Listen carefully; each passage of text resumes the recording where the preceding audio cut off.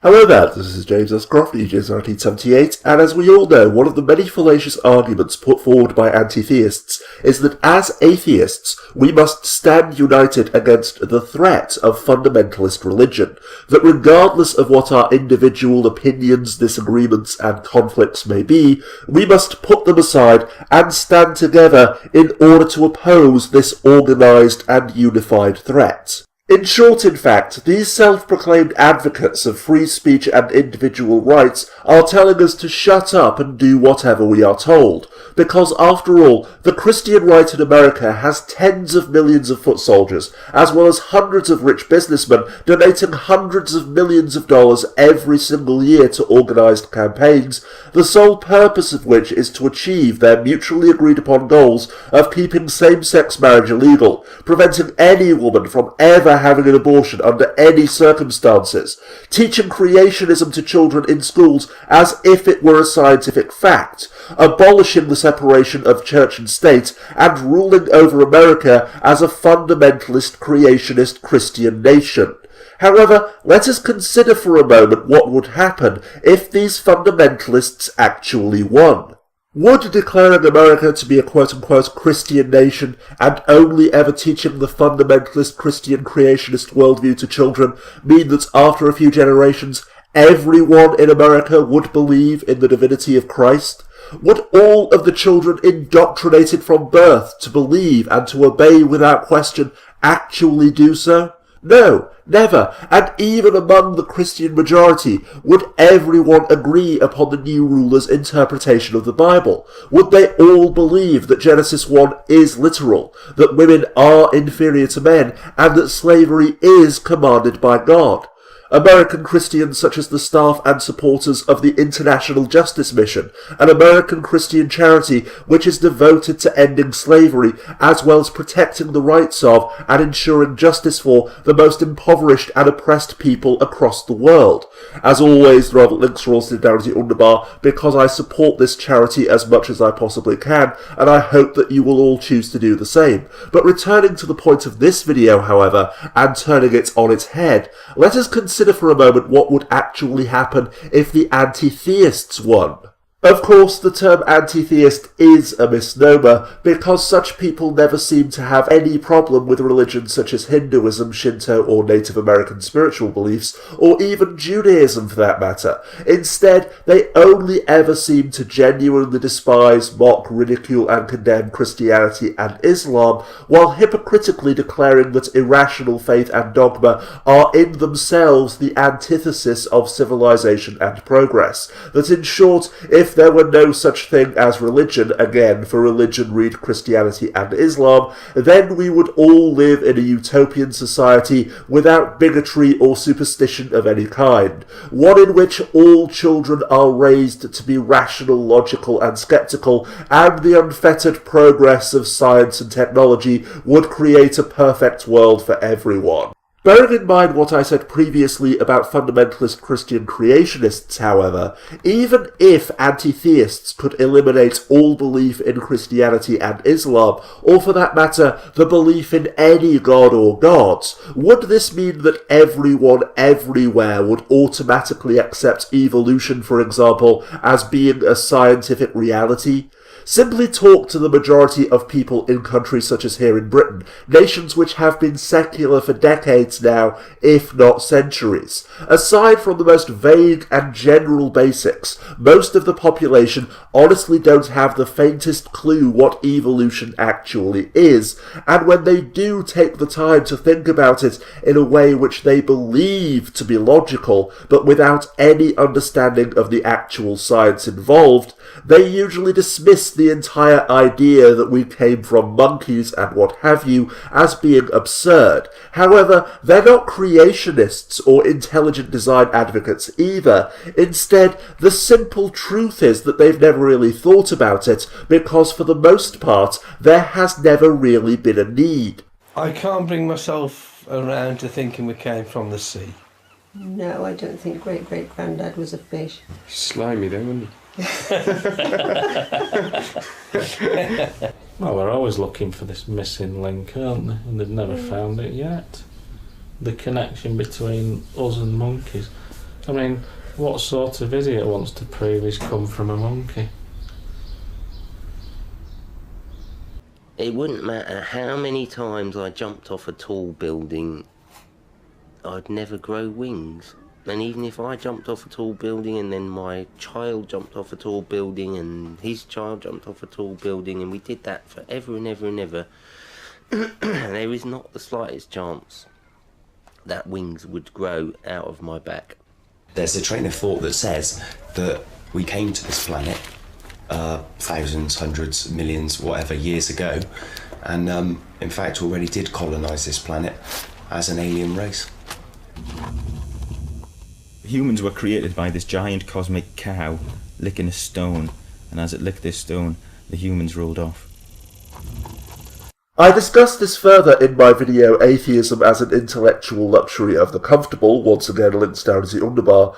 The fact that far from being more enlightened than or intellectually superior to our theistic counterparts, the main reason why the overwhelming majority of atheists, agnostics, and people who say that they are Christian but only ever go to church for weddings and funerals exist at all is simply because there is no genuine reason for us to believe that in most cases we are far too consumed with car insurance, interest rates, and the latest football results to honestly give a damn about the meaning of life, the origins of life, or whether or not there is a God. And as this video continues, do please bear this fact in mind, because it will become important later. So I ask you to join me in this march so that we can show people that we don't care. We're alright, Jack. And quite frankly, we don't give a monkeys. Our chant will be, what do we want? Well, nothing much really. I've got most things I need, but if you were to push me, I wouldn't say no to a blender.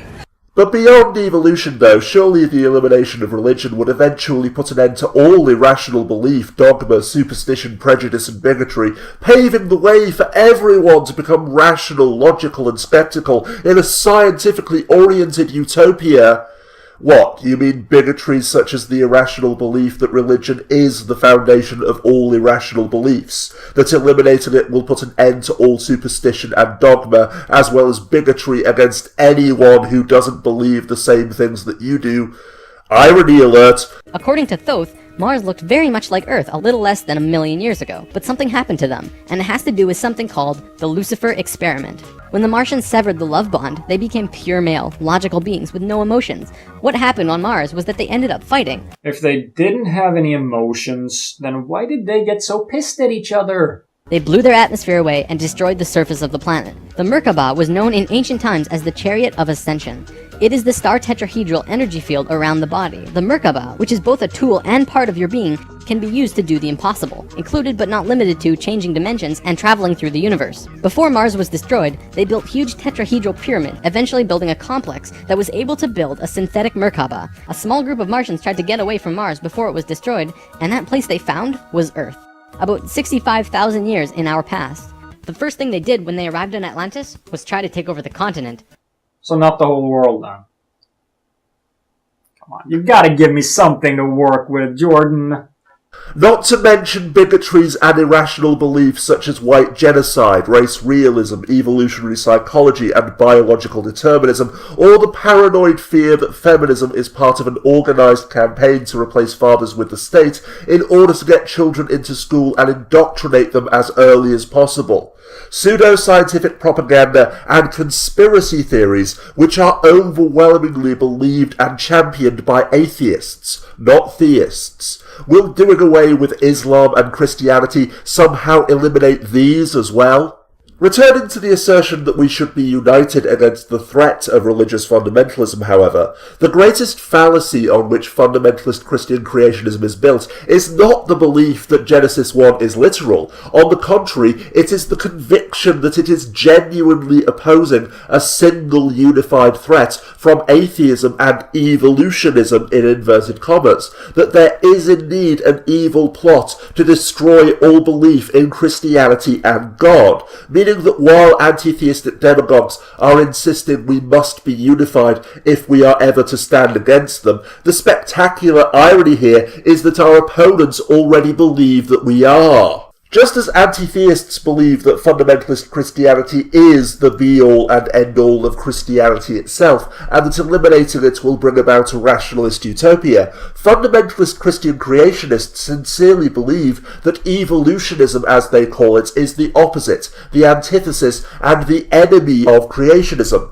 that either you are a Christian or you are working with Satan to deceive everyone, denying the truth. Creationist or evolutionist, with us or against us. Some people believe that Charlie Darwin started the theory of evolution.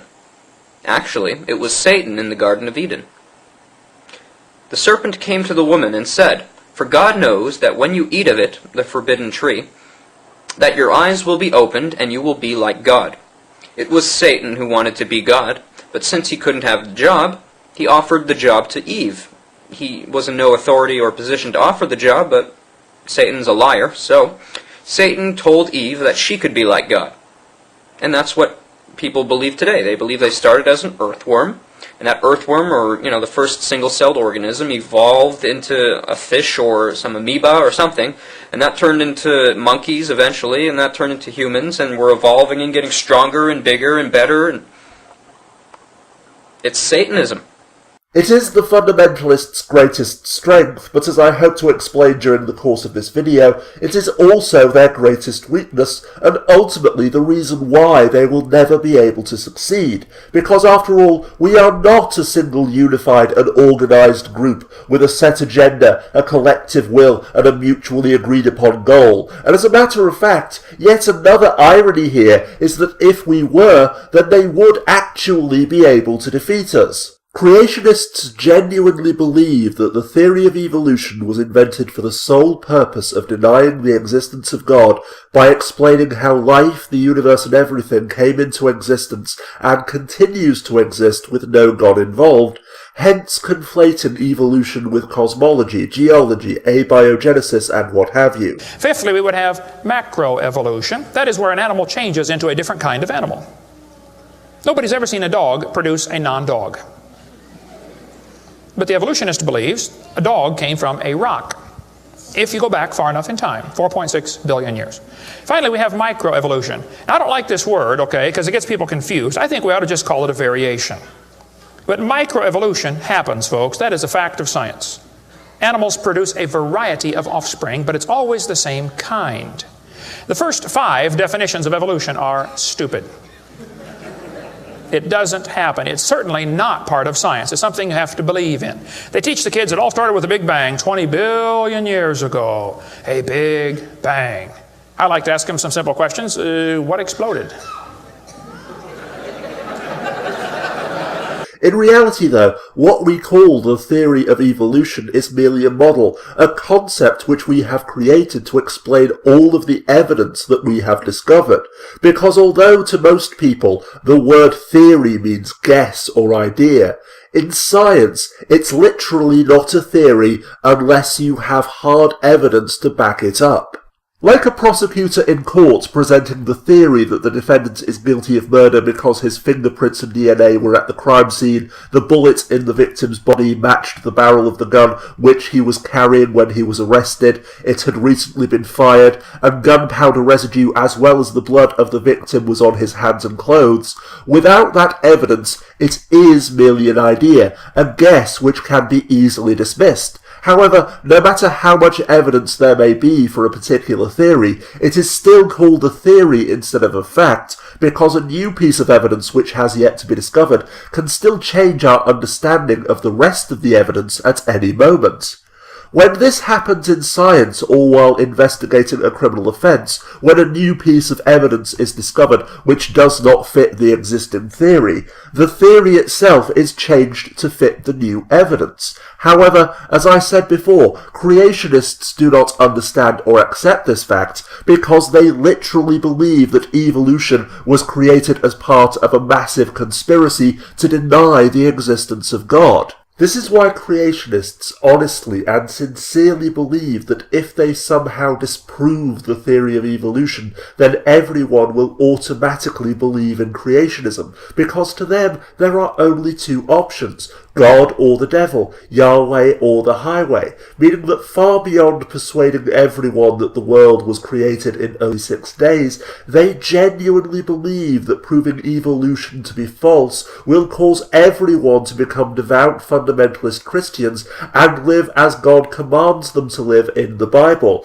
automatically eliminating all homosexual relationships, adultery and fornication, abortions, school shootings, suicides, and all of the other evils and atrocities which they literally blame upon the teaching of evolution, upon the lie concocted by evil people who don't want to be accountable to God on Judgment Day, and thus have created a vast deception which allows us all to defy God's law without fear of repercussions, because in their minds the evil, liberal, atheistic evolutionists are literally the only thing which are preventing everyone from following the Bible and serving Christ to begin with.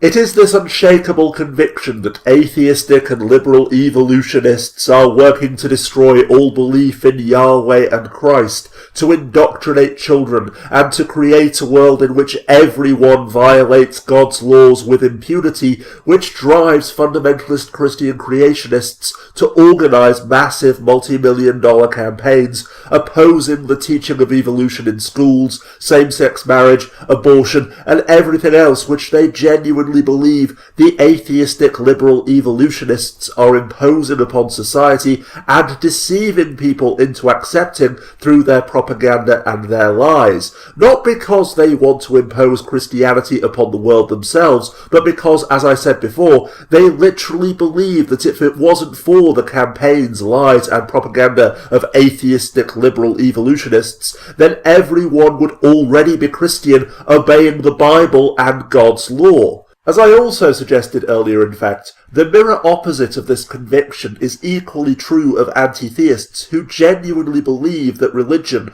once again for religion read fundamentalist Christianity and Islam, are the only thing which is preventing us from abolishing all bigotry, irrational belief, oppression and discrimination, from curing cancer and building giant cities on the moon, with the important difference being that when they call upon all atheists to unite, to put aside our differences and to stand together against religion as a single movement with a mutual agenda, a collective will and a unified goal, most of us are too wise to accept the one-dimensional parody of religion which they hold up as the enemy to be destroyed, or more commonly, too stubborn and independent to simply allow ourselves to be treated as sheep, meaning that although the anti-theistic demagogues will never achieve their objective, the fundamentalist Christian creationists can never achieve their objective either.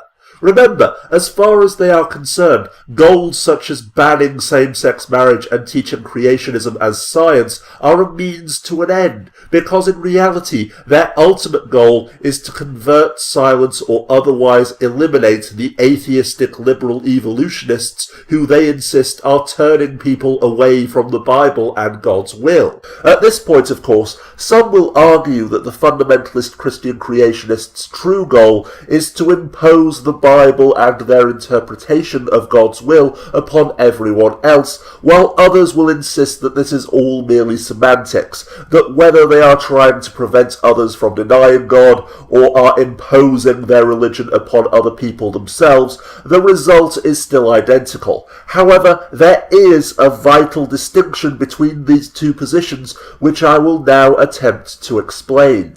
You see, even among fundamentalist Christian creationists, there is still massive disagreement and dissent. If all of the various leaders of that movement were to sit down and attempt to agree on a single unified agenda, the result would be an unmitigated failure, if not an outright disaster, because even if they could agree on the most vital issue to be addressed, they could never agree on the cause of the problem or what action they should take, let alone convince everyone every single one of their foot soldiers that this is what they should be doing.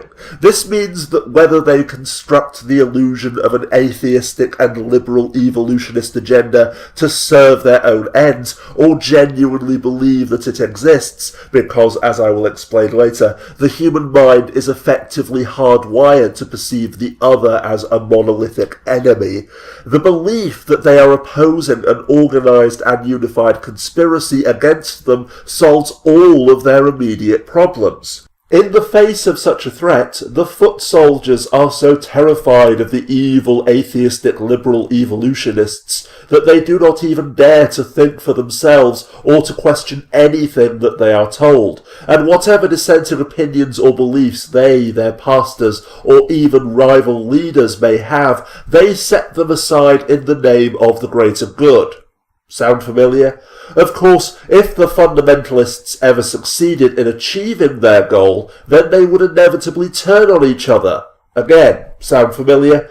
But as I've already discussed though, their ultimate goal is impossible to achieve precisely because the entire premise of the conflict which they've gathered to fight is a lie, precisely because there is no organised anti-theistic campaign to eliminate all belief in the Bible, God and Christ. And even if they were to achieve one or two of their individual goals, banning all abortions throughout the United States, or replacing evolution with, quote, intelligent design in schools, it would ultimately be entirely futile, because in the end, what they are opposing is not science, the woman's right to choose, or LGBT rights and equality, but the very evolution of society itself.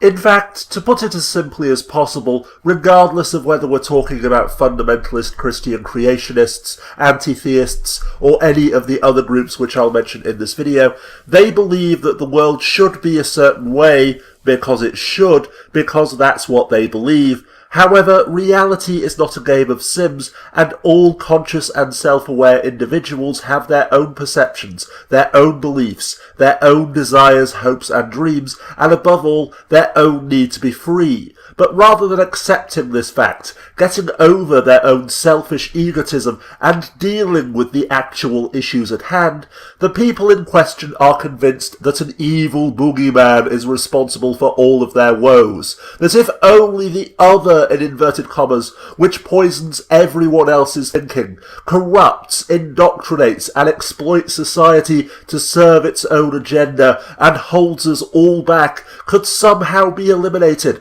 then everyone would naturally and automatically agree with me and create the world which I demand. And as you continue listening to this video, please bear in mind that while a movement can and often does accomplish a certain specific goal, for example, to ban X or to legalize Y, society itself is not changed by such movements. That is to say, campaigning for transgender individuals to have equal rights under the law may succeed or fail, but either way, it doesn't mean that transgender individuals are actually equal because only the law has been changed. Instead, such movements are always either the result of or a reaction against the continuing process of what I describe as social evolution. For example, the idea that women in developed countries are still expected to get married and have children as young as possible and devote their lives to raising them and to looking after the home while the men go out to work is now utterly unfeasible and absurd because both economically and technologically we have developed beyond the need for this division of labour based upon gender, and socially, emotionally and psychologically as well, the overwhelming majority of people in developed nations no longer believe that women should maintain their traditional gender roles because it feels right to them, meaning that as a direct result of this social evolution, feminist movements fight for specific goals, including but not limited to equal pay and the woman's right to choose, because like running up an escalator or rowing while the boat is already floating down the river, although social evolution will probably get them there eventually, it doesn't hurt to push it or to demand it right now, while in direct opposition to the natural flow of social evolution, the men's rights movement, in inverted commas, fights to eliminate feminism in the hopes of maintaining the status quo. But in both cases, however, regardless of whether the movement achieves its stated goal or not, the evolution of society always continues unabated. Yes, of course, hence the name. Movement, it moves a certain distance, then it stops, you see? A revolution gets its name by always coming back around in your face. You tried to kill me, you son of a bitch. So welcome to the revolution. The psychological basis of social evolution is the fact that above and beyond our survival instincts, all individuals who are conscious and self-aware have one fundamental defining desire and one fundamental defining fear. The desire to have, to do, and to be whatever we wish, as Nietzsche put it, to bend the universe to our will, and the fear that someone else, the other in inverted commas, who we do not accept or understand, will deny us this freedom and impose his or her own will upon us. In other words, everyone wants to rule the world and to have absolute power, but no one wants to live in a world in which someone else, someone who they do not like, agree with, trust or support, has absolute power. As I've already explained, while the leaders, champions, and spokespeople of the fundamentalist Christian creationist movement in America, such as Ray Comfort and Ken Ham, may not actually believe what they peddle themselves, the Christians who vote to ban abortion, same-sex marriage, and the teaching of evolution in schools, giving millions of dollars every single year to such campaigns, do genuinely believe that there is an evil, atheistic conspiracy to ban and eliminate all Christianity, sending all of them to concentration camps. While on the flip side of that coin as well, regardless of whether the people who make money by writing books or uploading YouTube videos and then asking for donations or selling transcripts, t-shirts and other merchandise actually believe that Christianity and Islam are the cause of all evil in the world, many of the people who buy their books, their merchandise and donate to their YouTube channels do genuinely live in fear of a theocratic tyranny, meaning that in the end, the only actual difference between fundamentalist Christian creationists and the radical militant anti-theists who oppose them is how you spell their names. But as for the wider communities, though, which both groups are attempting to rally, the Christians and atheists whose only unifying characteristic is the fact that they are Christian or atheist themselves, the reason why it is harder to persuade atheists to all band together as a single movement to resist and oppose the other is that by and large, atheists tend to be more socially evolved, meaning one thing and one thing only, that we are economically, politically, socially and psychologically independent enough to only ever truly care about ourselves, that we are less afraid the other will strip us of our rights and our freedoms, and that as a result, we are less reliant on any group, organisation or movement which promises to protect our freedom to do, to have and to be whatever we wish. Remember what I mentioned earlier in this video? The overwhelming majority of atheists in secular countries are only atheists to begin with because they're comfortable and well off enough to never really need to give a damn. What do we want? Well, nothing much, really. I've got a close wings I need, and if you were to push me, I wouldn't say no to a wings. What do we get? When do we get it? Monthly. What do we get? 20, thanks. When do we get it? Monthly. Just as a brief side note, in fact, the next theoretical stage of social evolution after fighting for our own rights, freedoms, needs and desires is fighting for, championing and advocating those of others. But the reason why I say this stage is theoretical at the moment is that at this point, with almost no exceptions, Everyone who claims to be fighting for the rights and freedoms of others is only doing so because it suits them, because they personally like, support and agree with the people in question and their cause. They have something at stake or another personal reason, and even better, because they condemn those groups which oppose the cause that they are fighting for. Indeed, most of us need to face up to the reality that rather than fighting for marriage equality and LGBT rights because of grand ethical principles, either we have an LGBT friend or a family member ourselves, or we do it because now social evolution is making it inevitable it will cease to be an issue within the next century and all of the genuinely hard and dangerous work has been done. We've jumped on the bandwagon in order to bask in some of the glory of victory and to be on the winning side.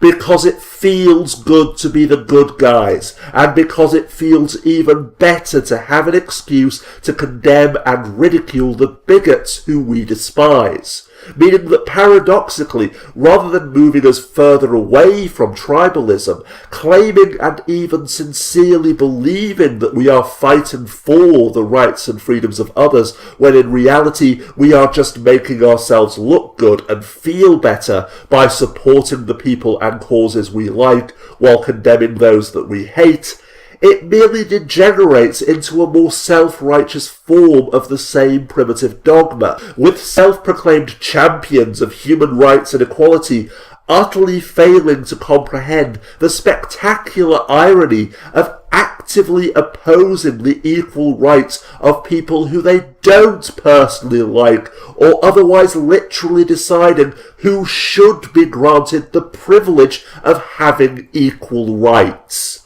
Of course, for anyone to decide who has rights and who does not renders the entire concept of rights completely null and void, and it's precisely why it is wrong on every possible level, with anti-theists, for example, actively advocating the denial of rights to religious people because they supposedly are a threat to our progressive, liberal and secular societies, and then wondering why religious people are becoming increasingly militant and extreme. In the end, in fact, like the vital distinction between seeking to impose your own beliefs on others and believing that others are seeking to impose their will upon you, it is the fundamental difference between standing for something and standing against something. After all, while genuinely having principles by which you struggle to live your life is incredibly difficult, in direct contrast to this, opposing the other, in inverted commas, is as easy as taking candy from a diabetic baby. Because while genuinely standing for something means that you apply your principles equally in all situations, no matter how you feel, when you stand against something, it doesn't matter what you believe or what you say, do or think, because you are defined by what you oppose. You are literally the good guy by default. Whatever hypocrisies, crimes or atrocities you may commit during your crusade, they are all apologised for, tolerated or swept under the rug because you are opposing what you fear and despise, meaning that you are automatically justified in the name of the greater good. And as a matter of fact, I have to wonder how many anti-theists would actually give a flying fig about LGBT rights and marriage equality, for example, if they were an entirely social and political issue, not a religious one. If it were indeed solely a matter of individual rights and equality, and not simply another reason to feel smug and superior as they condemn religious bigotry. Ironically enough, though, LGBT rights and equality, including the campaign for marriage equality, both is and always has been an entirely social and political issue. It's merely that for thousands of years, religion, politics and social issues were so deeply interwoven that they were effectively one, meaning that even to this day, most people find it difficult to separate them from one another. However, when we actually understand why the religious arguments against homosexuality still exist in the 21st century, it is clear that the real issue is always political power and the futile struggle to maintain the social status quo, not whether God hates fags. To briefly explain this as well, religious bigotry is the ultimate example of declaring our own personal beliefs to be the objective truth. I.e., it's not that I personally hate the idea of same-sex marriage, it's that the creator of the universe has decreed that yada yada yada blah blah blah. However, no matter how much anti-theists may scream that only theists ever do this, and wouldn't the world be so much better if yada yada yada blah blah blah themselves, as I mentioned earlier, atheists and everyone else are equally guilty of declaring their personal beliefs to be the objective truth, and then attempting to impose that truth, in inverted commas, upon the rest of humanity. The hardest part of being who or what I am is having the power to change the things I want to change, and knowing that I can't. Even when I'm certain, even when it's absolutely clear to me, even when it affects the people I care about. Because for all I can do, I'm no more qualified to play God than the Gould are. This is precisely the reason why I work so hard to advocate my ethical model, imploring everyone to make the conscious decision to never harm or deny the rights of anyone unless it's absolutely necessary. And by necessary, I mean situations in which someone is going to die in the next 5 seconds unless we take direct and immediate action. Not that you've come up with a really good argument as to why something which you personally believe to be right or wrong is objectively right or wrong. After all, without genuine objectivity, without the core understanding that regardless of how many billions of people may agree with us, our beliefs and opinions don't have any meaning or relevance to anyone other than ourselves, and that our perceptions will never be any more than that. Perceptions, not reality. Check the fucking dictionary. Emotionally charged opinions devolve into bias. Bias festers and devolves into prejudice, and prejudice fueled by our own unchecked ego as we delude ourselves into believing that the world is the way we perceive it to be, and therefore that what we believe is the objective truth. That, my friends, is the totality and the definition of bigotry. Returning to the main point, however, as I've now explained, the existence of hardcore dogmatic anti-theists who sincerely believe that atheists who don't condemn religion with every breath are aiding and abetting its crimes against humanity demonstrates that social evolution has nothing to do with what we believe or don't believe, because just like the fundamentalists who they are fighting tooth and claw, their sole concern is the paranoid fear that someone will take their rights and freedoms away, or even worse, continue to piss them off by doing, saying and believing things which they insist are wrong. Because again, as I've already mentioned, as much as the overwhelming majority of people or movements may claim and even genuinely believe that they are fighting for the rights and freedoms of others, the very nature of human psychology and biological evolution means that in reality we only ever genuinely care about ourselves as a group, if not as individuals. Millions of years ago, the primitive anthropoids from which we all evolved formed tribes for a single reason, to increase their chances of survival, and to this day it is the same tribal instinct which evolved to improve the odds that our children would survive, even if we died, that are the foundation of everything from militant anti-theism to fundamentalist Christian creationism, from radical political Islam such as Wahhabism to Islamophobic white nationalism, and from the most radical misandric factions of feminism to the so-called men's rights movement. From a pack of wolves to a congress of baboons to the settlements and even civilizations which humans formed for thousands of years and in which millions of people across the world continue to live to this very day, the rules, if you can call them that, are always so incredibly simple. There is a group which you are either born into or join with the permission of the leader that will protect you from the other, in inverted commas, in exchange for simply cooperating with and working for the benefit of the rest of the group.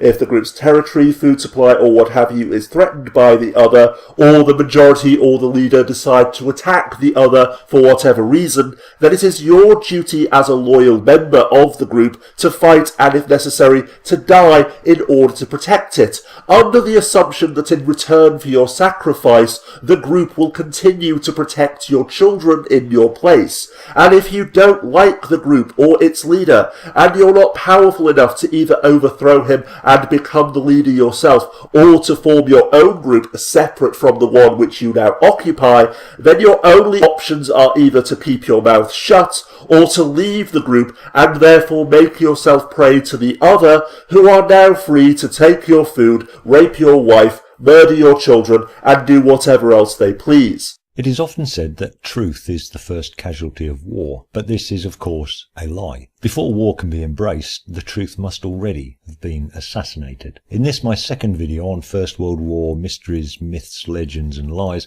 I want to lead into my next video, which will be a look at the spy panic which overtook Britain, especially in the early stages of the war. Some of the stories which emerged were so absurd that it seems hard to believe that anyone took them seriously. So why would anyone swallow so obvious a lie? It is my proposition that the human ability to lie is surpassed only by the human ability to accept a lie and hold it as the truth, despite all evidence to the contrary. All that is required is that the lie supports what we already believe or want to believe, that we feel our self-interests and emotional desires are better served by accepting the lie, and that we are then willing to put these personal desires ahead of everything else. With that done, we can convince ourselves that the lie is veridical and defend it with a clear conscience, usually by simply refusing to countenance that there may be evidence against it, because what was once wrong is now made right in our chosen delusion. I am continually exposed to this when debating the dogmatically religious, and it has taken me some time to understand, I think, what is going on. It was not until I began researching the First World War from the viewpoint of mysteries, myths, legends and lies that the pieces fell into place. If I still have it wrong, I'm sure someone will correct me. In the context of warfare, this is easily understood. For any country to declare war on another requires a pretext. There is a need to convince the population at large that the peaceful trade partner of yesterday has overnight become a threat to everything they hold dear, and that the only solution is a war which they, the population, will have to pay for with their finances, toil, and perhaps even lives, or at least the lives of their loved ones. The just cause of any particular conflict is an issue for debate elsewhere. I'm addressing only the propaganda machine here. Tony Blair took the UK to war against Iraq in 2003, regardless of its merits, based on a lie. This was after George Bush had declared war on an abstract noun in 2001. In the war on terror, you are either with us or against us, said Bush. And of course he was correct. In wartime, all must be black and white. No room for grey. You cannot have a population wavering when you are committing the country's finances and resources, human and otherwise, towards a conflict that must be won. Anyone who questions the decision is unpatriotic or worse, and the media gets behind the government either because of its inherent bias or because it is carefully fed propaganda which the government knows it will run with. In the USA, eating French fries became unpatriotic, not because they were condemning a generation of kids to a life of grotesque obesity, but because the French had refused to swallow la merde de trop being fed to them by the US and UK governments. Of course, once all the killing is done, the freshly invented enemy of humankind will once again seamlessly slip back to being a normal trading partner. The hate-filled propaganda will be forgotten, and local industry will be encouraged to forge strong links with their newest BFFs. This has happened countless times through history. I think it's called politics. I am being needfully simplistic here, and I realise that our modern Western democracies have a more liberal and free press, and the headlong rush to support those running around with the gas can and matches whilst claiming the last thing that they want is a war is far from universal. But I hope that you will accept that once the majority of the population is on board, any criticism of the government's policy risks the label of unpatriotic behaviour. So how do you convince the people that the town across the border is no longer populated by hard-working, peace-loving human beings like them, but has suddenly become a nest of vipers? How do you convince a country to go to war? A question for you.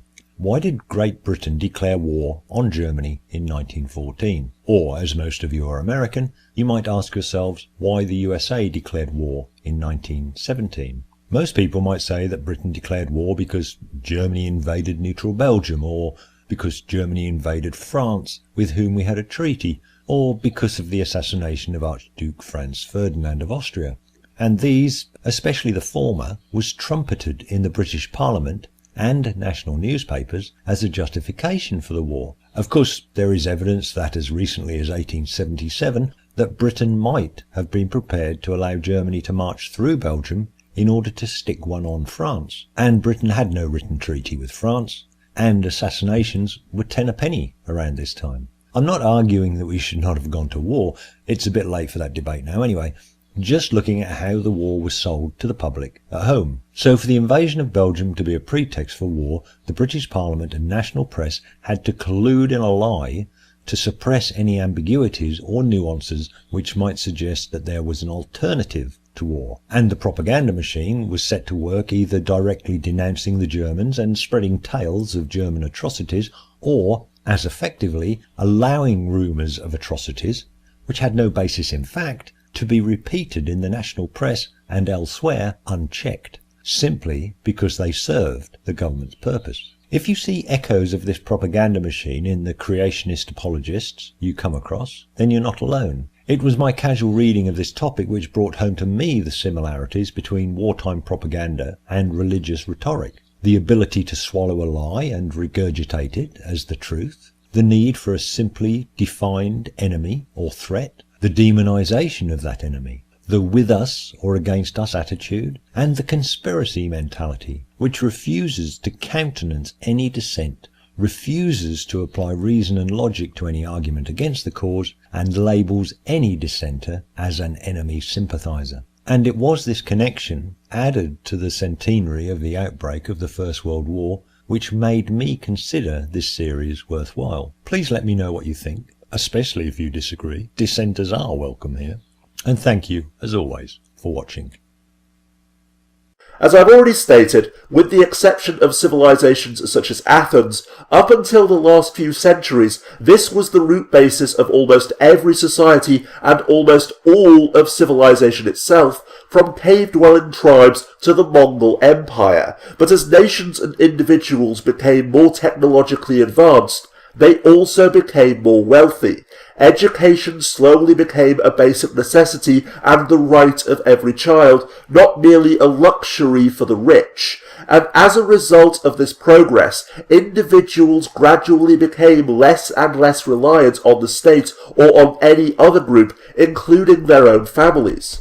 Before the Second World War here in Britain, for example, the working class communities which people now long for as they look back upon history through rose-tinted glasses didn't exist because everyone was so much nicer and friendlier back then, but instead because just like the ancient tribes from which we evolved, it was literally a matter of survival.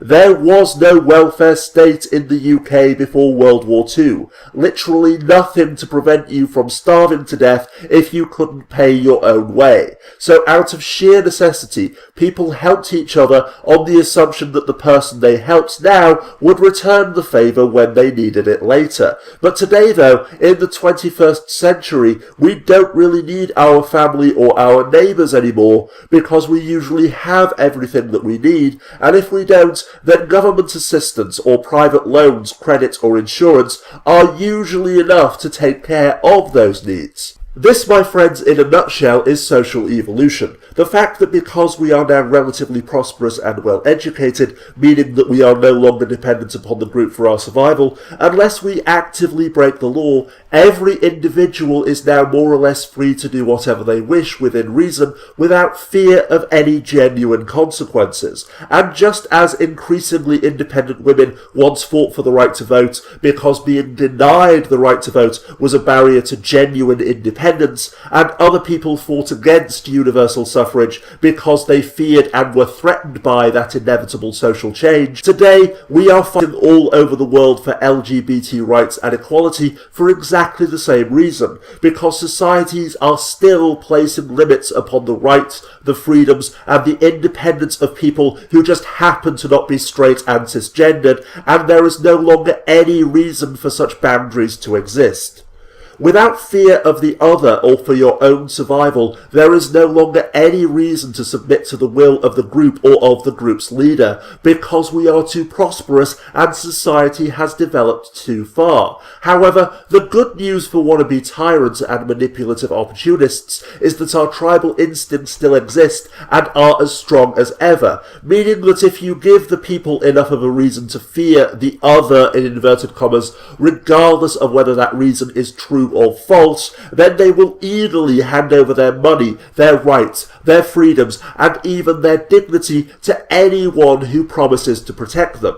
After all, the totality of tribalism, which I explained earlier, is that either you submit to the group or you submit yourself to the other. Either you live by the rules of the group and, if necessary, die for the group, or we abandon you and your children to the whim of the other, who we all fear and despise. It is the ultimate false dichotomy, and literally the only difference between tribalism amongst otherwise socially developed humans today and the tribalism of a pack of wolves is that animals live in fear of having their food taken away, while we live in fear of losing our freedom. Literally, the entire basis of Nazism in Germany could essentially have been boiled down to do as we say and accept what we do, otherwise the communists will get you. And given the choice between being ruled over by tyrants who they perceived as being part of the same group and tyrants who they did not know, trust or understand, too many Germans accepted what they assumed would be the lesser of two evils. And more than half a century later, in fact, white nationalists here in Europe are still giving people exactly the same false choice based upon exactly the same tribalistic fear-mongering. Either accept a white secular tyranny in which we rule over you and decide who has rights and who does not, or allow Islam to conquer Europe by stealth. Like modern atheists, however, who cannot be scared into banding together against the threat of fundamentalist Christianity, the majority of people in Europe are too well off, too independent, too comfortable, and in many cases too apathetic to genuinely fear Islamification, while in Germany in the 1930s, on the other hand, total economic collapse, mass unemployment and starvation rekindled the survival instinct which is still the basis of all tribalism, giving whatever you have left to the group which promises to protect you from the other, in the hopes that your children might survive even if you don't. And similarly, in the Bible Belt in America today, it is unemployment, poverty and illiteracy which motivates so many millions of people to accept the tribalism of fundamentalist Christian creationism versus atheistic liberal evolutionism. However, poverty and desperation are not the only motivating factors of tribalism. As I mentioned before, the only genuine difference between the tribalism of an ape and the tribalism of an anti-theist is that one is afraid for his survival while the other is afraid for his freedom. So while any society is always 2 meals away from revolution and would become a desperate tribalistic mob if their comfortable lives were taken away from them and they were looking for someone to blame, a smaller number of people become tribalistic for emotional reasons such as bigotry or the need to belong. As a matter of fact, here's a question for you. What do the EDL, along with other Islamophobic hate groups, and radicalised British Muslims have in common?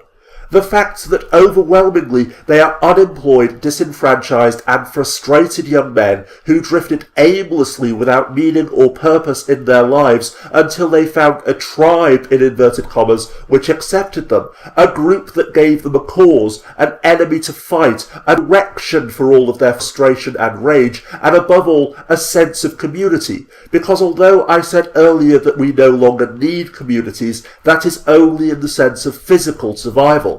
From pseudo-religious cults to the EDL, from groups of radical man-hating feminists to fundamentalist Christian creationists, and from Islamic suicide bombers to the men's rights movement, take a hopeless, directionless, frustrated and disenfranchised person, or at the very least convince them that their life is empty and meaningless, and then offer them a community, a group where they are loved, supported, respected and accepted because they are standing united against the evil, the corruption and in general the threat of the other, whatever it may be, and the same survival instinct which once compelled our ancestors to kowtow to the alpha male or risk expulsion from the tribe and potential death will turn ordinary people into bigots and murderers.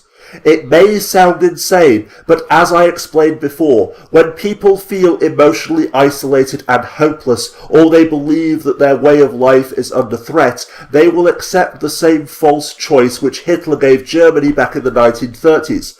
Either join us and be one of the haters, or reject us and be one of the hated. And as much as we may struggle to insist that there is something unique about German people which caused them to go along with the Holocaust, or something particularly evil about Islam which causes Muslims to become suicide bombers, the reality is that such atrocities are merely tribalism taken to its ultimate extreme, and that under the right circumstances, any one of us could be manipulated into committing a suicide bombing or aiding and abetting a genocide.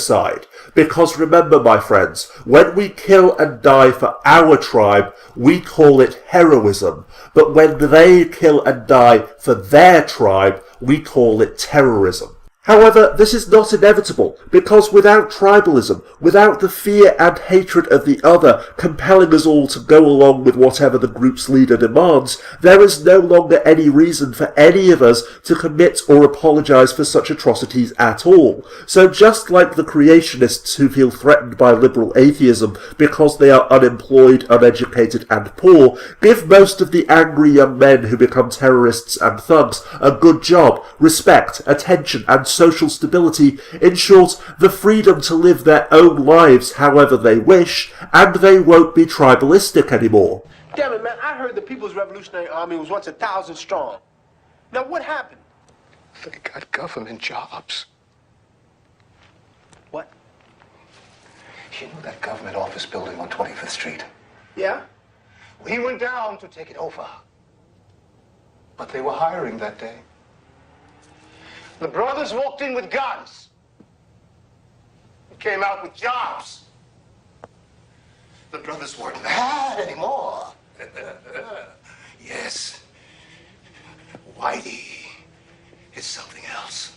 As I've already indicated though, beyond the ordinary people and the isolated individuals who are motivated to become tribalistic because of unemployment, social disenfranchisement, a threat to their way of life or what have you, there is also the core group of bigots and manipulative opportunists at the centre of these tribes who set themselves up as the leaders, insist that the other, in inverted commas, is a direct and immediate threat, and then attempt to rally as many people as possible around them using whatever tactics and strategies are required. As a matter of fact, this is the reason why I despise the core leadership, the gravitational centre of the Islamophobic/white nationalist movement, the anti-theist movement and the men's rights movement more than any other group or organisation on earth, even more than the opportunistic manipulators such as Ray Comfort and Kirk Cameron who literally say anything in order to line their own pockets. The fact that as straight, white, well-educated and well-off men and women in the first world, these privileged fearmongers have nothing whatsoever to complain about. They are under threat from no one, disenfranchised, ostracised and persecuted by no one, and when you strip away all of the rhetoric and propaganda which they use to instill tribalism in others, the simple truth is that they hate Pakis, sand niggers and towelheads. They despise Christianity and Islam, they hate feminism, and they use the oppression, suffering and death of people in real life as propaganda tools to spread their self-serving bigotry, to mobilise the paranoid and the disenfranchised, increasing their own political power and keeping the money flowing in. Remember, my friends, as I said before, no matter how much they may claim to care about others, people who embrace a tribalistic mindset only ever genuinely care about themselves as a group, if not as individuals. And going way back to the beginning of this video, far off in the forgotten mists of time, the fundamentalist Christian creationists can never truly win, in inverted commas, because progressive and moderate Christians won't let them.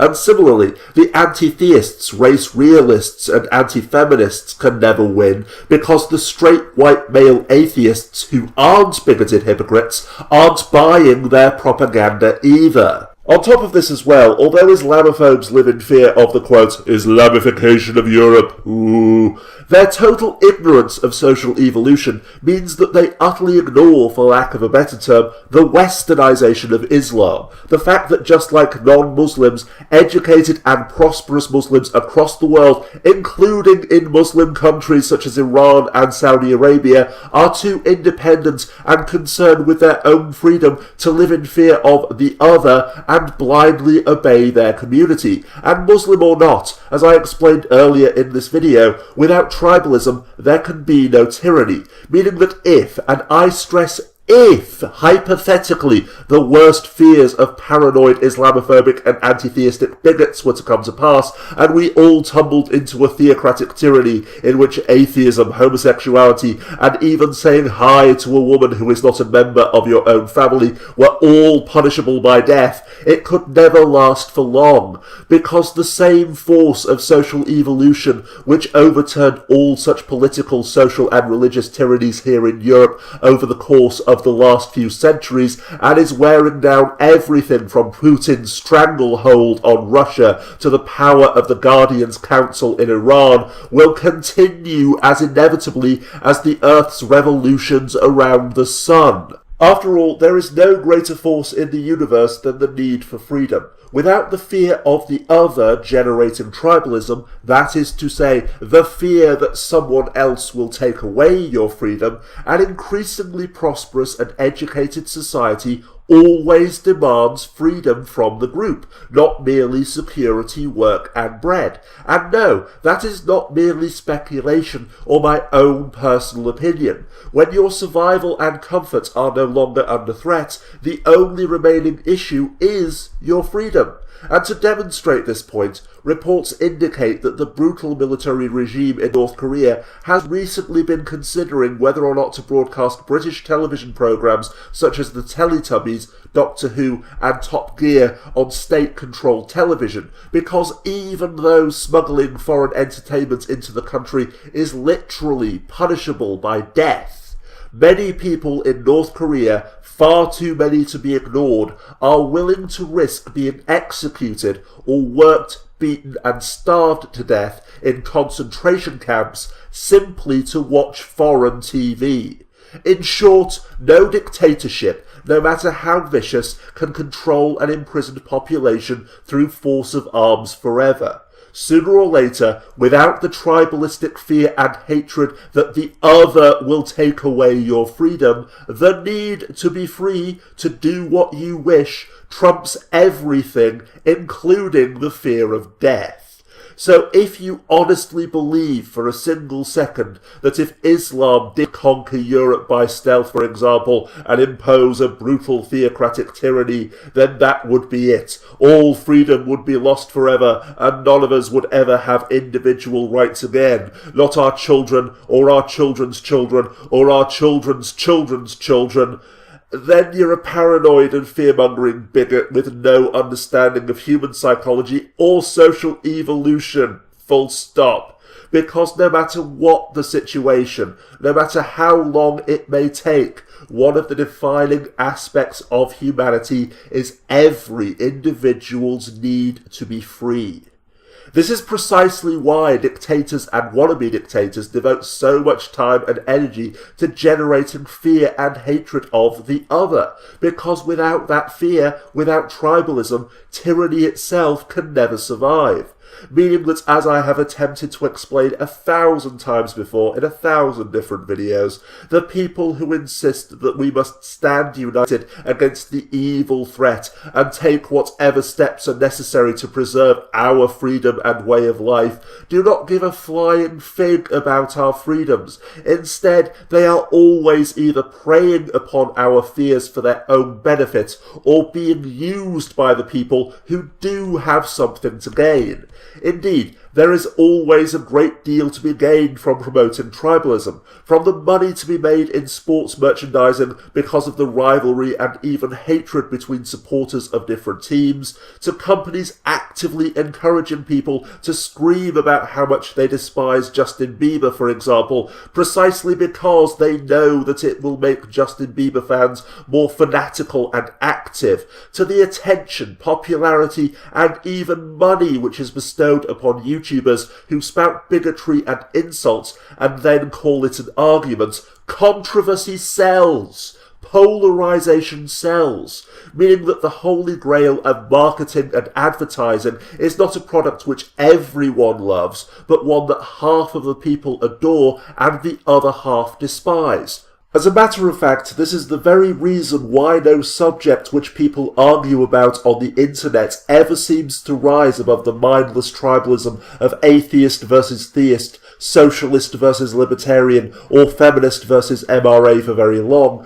with the most polarising demagogues receiving all of the attention as the nuance and complexity of the arguments are reduced to tub-thumping chants and mantras, because the actual issues, the problems and the solutions, the people who are suffering and dying in real life, within minutes they are all forgotten because someone on the internet who we do not know and will never meet has pissed us off by saying something with which we violently disagree. And the most laughable irony of all is that as we parrot arguments which we do not understand and strawman the other side, making ad hominem attacks, appeals to ridicule, appeals to emotion, and every other logical fallacy known to man, woman, or beast, while hypocritically calling out the other side for using the exact same tactics because it's only a logical fallacy if they say it, we hypocritically support, agree with, or at the very least tolerate people who oppose everything that we stand for and are a much greater threat than our so-called enemies could ever be, solely because there are only ever two sides and you're always either with us or against us. For example, Richard Dawkins, a man who no one would ever have even heard of if he hadn't devoted his career to making feeble, pedestrian, childish, and utterly pathetic arguments against Christianity and Islam, encouraging the tribalistic conflicts between religion and science while lining his own pockets very nicely in the process, is an Islamophobic bigot who actively promotes the demonstrably false, fear-mongering, ultra-nationalistic and xenophobic right-wing videos of Pat Condell because, quote, Islam is the greatest man-made force of evil in the world today, insisting that before we condemn Pat Condell's extremism, we must first consider the possibility that it might be justified. Tolerating and even supporting extreme nationalism because you are terrified of and bigoted against an ethnic and religious minority? Those who fail to learn from history are doomed to repeat it, or at least we would be if Europe suffered another major economic collapse like the Wall Street crash of the 1920s. Above all, there was fear. Fear of today, fear of tomorrow, fear of our neighbors, and fear of ourselves. Only when you understand that can you understand what Hitler meant to us. Because he said to us, lift your heads, be proud to be German.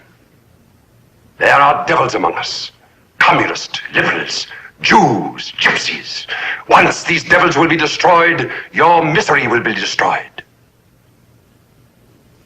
It was the old, old story of the sacrificial lamb. What about those of us who knew better, We who knew the words were lies, and worse than lies, why did we sit silent? Why did we take part? Because we loved our country. What difference does it make if a few political extremists lose their rights? What difference does it make if a few racial minorities lose their rights? It is only a passing phase. It is only a stage we are going through. It will be discarded sooner or later. Hitler himself will be discarded sooner or later. The country is in danger. We will march out of the shadows. We will go forward. Forward is the great password. And history tells how well we succeeded, Your Honor. We succeeded beyond our wildest dreams. And to explain two other famous quotes in the context of this video, specifically, "He who fights with monsters best take care, lest he himself become a monster," and "When you become obsessed with the enemy, you become the enemy," as I've hopefully now demonstrated in great detail, when tribalism takes hold, there are no winners. Because even if the propaganda is actually true, and the threat of the other is genuine, literally, your only options are either to willingly give your rights, your freedoms, and your humanity to one tyrant, or risk allowing them to be taken away by another. Of course, in the overwhelming majority of cases, the supposed threat of the other is nothing but smoke and mirrors, a conspiracy created by taking a few hard facts and then twisting them to suit the person's bigotry. However, just like religion itself, the question is not whether the belief is objectively true or false, but whether or not we believe, meaning that the most frustrating paradox as we struggle to convince them that no, there is no organised conspiracy to destroy Christianity or Islam, to strip men of their rights or eliminate the white race through interbreeding, is that by doing so, we almost always deepen their conviction. Because remember, in their minds, there are only ever two sides. There is a war to destroy them, and either you are with them or you are against them, meaning that the very fact we are attempting to convince them otherwise is merely part of our evil plan to destroy them. Bear in mind, my friends, that if you've entered the tribalistic mindset because of unemployment, poverty and desperation, then your survival instinct has already long since kicked in, and as anyone who understands psychology will confirm, when that happens, it actively reduces your capacity for conscious, logical and rational thought. In that state, everyone is perceived as either being part of our tribe or not, someone to be protected or someone to be driven off. Us or them. And on top of that as well, if you've entered the tribalistic mindset because of social disenfranchisement, emotional isolation, or just plain old-fashioned bigotry, then it's not simply a matter of accepting the facts, but also of giving up the community, the comfort, and the sense of purpose and identity, and most of all, the certainty that you are right because of your conviction that the other side is fundamentally wrong. After all, by far the most tempting aspect of the tribalistic mindset is the certainty, the conviction that you are a hero entirely because the others are by definition pure evil, that no matter what you do, no matter what atrocities you apologise for or even commit yourself, you are always still the good guy and the action is always justified solely because the other is by definition a greater threat. Several years ago now, back on my old channel, I used to describe this as ideology, but no, in truth, it is pure and unadulterated tribalism, nothing more, nothing less. The arrogant conceit that because the other is fundamentally wrong, what you believe is automatically correct, precisely and entirely because you believe it, and that because what you believe is right, just and true, you can never do anything wrong. Is it any wonder that people will lash out, go into denial, and become ever more fanatical in their convictions the more that we struggle to confront them with the truth? As I suggested before though, literally anyone who is in a tribalistic mindset can choose to leave it at any time, because although it is always a difficult and painful process, it is simply a matter of putting aside your own ego, sacrificing the false sense of purpose and community, and accepting the reality that the world does not revolve around you. And if you want evidence that although it is never easy to lose your sense of meaning, virtue or community, that even a teenager who has been indoctrinated since birth can choose to look beyond the tribalistic dogma and see reality for what it is, not what they want it to be, then simply talk to 99% of anti-theists on YouTube and other websites who were raised to be fundamentalist Christian creationists and whose only problem is that having escaped from one form of tribalistic dogma, they were so bitter, angry and self-absorbed that they fell straight into another. Indeed, this is another reason why I despise all anti-theistic bigots with the fury of 1,000 women scorned, the fact that while they sit ranting about how all creationists, as well as Christians and Muslims in general, should embrace logic, reason and common sense, and become as rational and as enlightened as they themselves are equally blinkered and bigoted, as equally devoted to tribalistic dogma as the people who they condemn. But finally though, to round off this analysis, finally we have reached the end.